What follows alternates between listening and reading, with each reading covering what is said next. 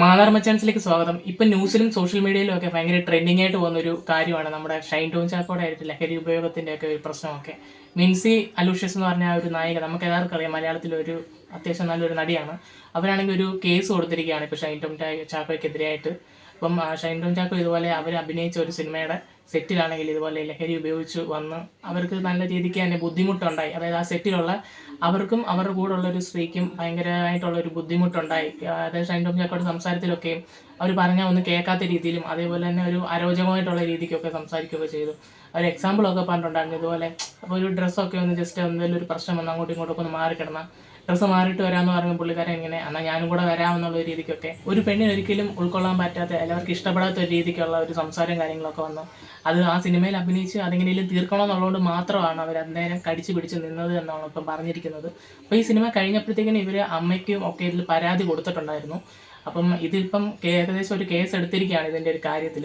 പിന്നെ ഷൈൻ ടോം ചാക്കോയുടെ പേര് നമ്മുടെ ഈ വിൻസി ഒരു വീഡിയോ ഇട്ടിട്ടുണ്ടായിരുന്നു. അപ്പം ആ വീഡിയോയിൽ ഷൈൻ ടോം ചാക്കോ എന്ന് പറഞ്ഞിട്ടില്ല, പക്ഷേ അദ്ദേഹത്തിൻ്റെ അതേ അപ്പിയറൻസിലുള്ള സംസാര രീതിക്കൊക്കെയാണ് സംസാരിച്ചിരുന്ന് കാണിച്ചത്. അദ്ദേഹം എങ്ങനെയാണ് പറഞ്ഞതെന്നൊക്കെ ഉള്ള രീതിക്ക് പറഞ്ഞു കാണിച്ചത് അങ്ങനെ ആയിരുന്നു. അപ്പോൾ എന്തായാലും ഇപ്പം ന്യൂസിലൊക്കെ ഷൈൻ ടോം ചാക്കോ ആണെന്നുള്ള രീതിക്ക് കറക്റ്റായിട്ടുള്ള ന്യൂസുകളാണ് ഇപ്പം വന്നുകൊണ്ടിരിക്കുന്നത്. അപ്പം നമുക്ക് ഇതിനു മുമ്പ് തന്നെ അറിയാം, ഷൈൻ ടോം ചാക്കോ പല സിനിമകളിലൊക്കെ ആണെങ്കിൽ ഭയങ്കര സംസാരമൊക്കെ ഉണ്ടായിരുന്നു. ഇങ്ങനെ ലഹരി ഉപയോഗിച്ചിട്ടൊക്കെയാണ് സെറ്റിൽ വരുന്നത്. അതേപോലെ തന്നെ സെറ്റിൽ വെച്ച് ലഹരി ഉപയോഗിക്കുന്നുണ്ട്.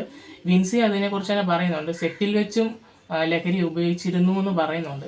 അപ്പോൾ ആ ലഹരി ഉപയോഗിച്ചിട്ടാണ് പുള്ളിക്കാരൻ ഈ ഒരു രീതിക്കൊക്കെ അവിടുന്ന് ബിഹേവ് ചെയ്യുന്നതെന്നൊക്കെ. അപ്പം അവർ പറയുന്നത് വെച്ച് കഴിഞ്ഞാൽ പേഴ്സണലായിട്ടുള്ള ഒരു ലൈഫിൽ അവരെന്ത് വേണമെങ്കിലും ചെയ്തോട്ടെ, അത് അവരുടെ കാര്യമാണ്.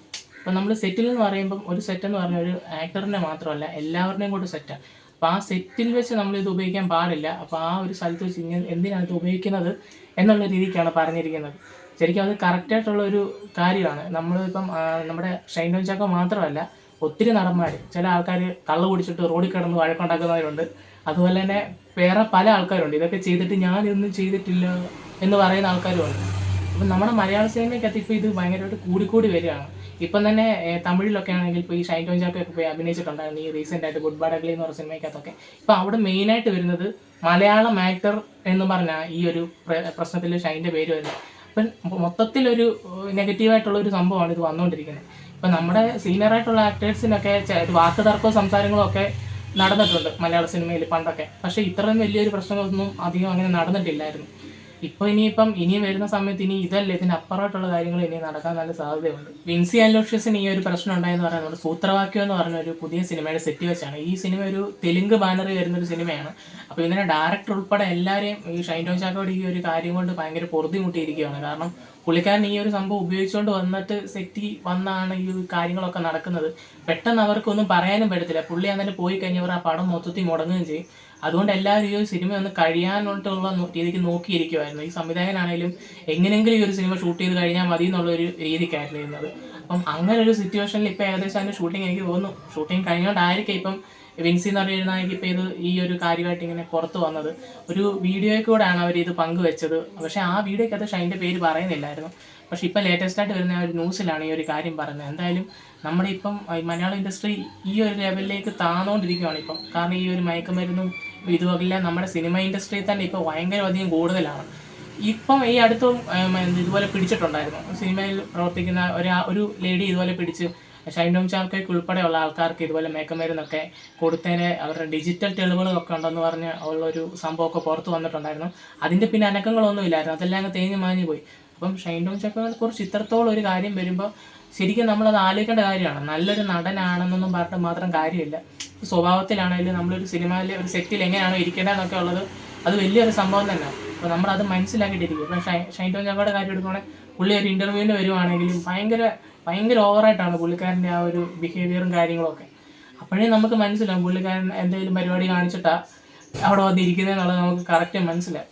അതുപോലുള്ള ഇപ്പം നമ്മുടെ ഇപ്പം അമ്മ പോലുള്ള ഒരു സംഘടനയൊക്കെ ഇതുപോലുള്ള ആൾക്കാരെയൊക്കെ ശരിക്കും ഒന്ന് നോക്കി അവരെന്തോ ചെയ്യുന്നത്. അല്ലാതെ സിനിമയെ വയലൻസോ അത് കുത്തിക്കയറ്റി ഇത് കുത്തിക്കയറ്റി എന്നുള്ള വലിയ പ്രശ്നങ്ങളൊക്കെ ഉണ്ടാക്കുന്നതിന് പകരം ഇതുപോലത്തെ പ്രശ്നങ്ങളുള്ള ആൾക്കാരെ ആദ്യം നിലക്ക് നിർത്താനാണ് നമ്മൾ നോക്കേണ്ടത്. അല്ലാതെ ഒരു സിനിമയുടെ കാര്യം പറഞ്ഞ് ഇങ്ങനെ പ്രശ്നം ഉണ്ടാക്കുന്നതിനേക്കാളും ഭേദം എനിക്ക് തോന്നുന്നു ഇതിൽ അഭിനയിക്കുന്നവരുടെ എത്ര നല്ല സ്വഭാവമായിട്ടും നല്ല കാര്യമായിട്ടും മുമ്പോട്ട് പോകാനുള്ള രീതി അവരെ മുമ്പോട്ട് നയിക്കാൻ വേണ്ടി നോക്കുകയാണ് ചെയ്യേണ്ടതെന്നാണ് നമുക്ക് പറയാനുള്ളത്. കാരണം ഇവർ ആദ്യം സിനിമയ്ക്കകത്ത് പ്രശ്നം തീർത്തിട്ട് സിനിമയിലെ പ്രശ്നം തീർക്കണം, അല്ലെങ്കിൽ പിന്നെ ശരിയാകത്തില്ല. സിനിമ കണ്ട് ആൾക്കാർക്ക് കുറ്റം പറഞ്ഞു പോകാം, നമുക്ക് എല്ലാവർക്കും അറിയാം അത് സിനിമയാണ്, അതങ്ങനെയാണെന്ന് അറിയാം. പക്ഷെ ഇത് ഒരു മനുഷ്യനാണ്. അപ്പോൾ അത് ഇയാളിപ്പോഴും ജീവിച്ചുകൊണ്ടിരിക്കുക, ഇയാളിപ്പോഴും ഒരു നടനായിട്ട് ഈ ഒരു മലയാള ഇൻഡസ്ട്രിയിൽ നിന്നുകൊണ്ടിരിക്കുക. അപ്പോൾ ഇങ്ങനെ നിൽക്കുമ്പം ഇങ്ങനെ ഒരു പ്രശ്നം വരുമ്പം പുള്ളിക്കാരൻ്റെ കൂടെയുള്ള സഹപ്രവർത്തകർക്കാണെങ്കിലും പുള്ളിക്കാരനോട് അഭിനയിക്കുന്ന ആൾക്കാർക്കാണെങ്കിലും അതൊരു ബുദ്ധിമുട്ടാണ്, അങ്ങനെ ഒരു കാര്യം വരുന്നതൊക്കെ. അപ്പോൾ ഇത് ശരിക്കും ഇതിനുള്ള ഒരു കറക്റ്റ് ഒരു തീരുമാനം എടുത്തില്ലെങ്കിൽ ഇത് ഭയങ്കര പ്രശ്നമായിട്ട് മാറും. ഇപ്പോൾ ഷൈൻ ടോം ചാക്കോ മാത്രമല്ല, ഇതുപോലത്തെ ലിസ്റ്റിലുള്ളൊരു 2-3 നടന്മാരുണ്ട് നമ്മുടെ മലയാള സിനിമയിൽ. അവർക്ക് എല്ലാവർക്കും ഇതൊരു പാഠമാകുന്ന രീതിക്കായിരിക്കണം ഈ ഒരു കാര്യത്തിൽ കേസെടുക്കുന്നത്. പിന്നെ ഇതുപോലെ തന്നെ വേറൊരു കാര്യം കൂടെ ഉണ്ടായത്, ഇന്നലെ രാത്രിയിൽ ഇതുപോലെ മയക്കുമരുന്നിൻ്റെ ഒരു പ്രശ്നം കാരണം ഒരു ചെക്കിങ് നടന്നിട്ടുണ്ടായിരുന്നു.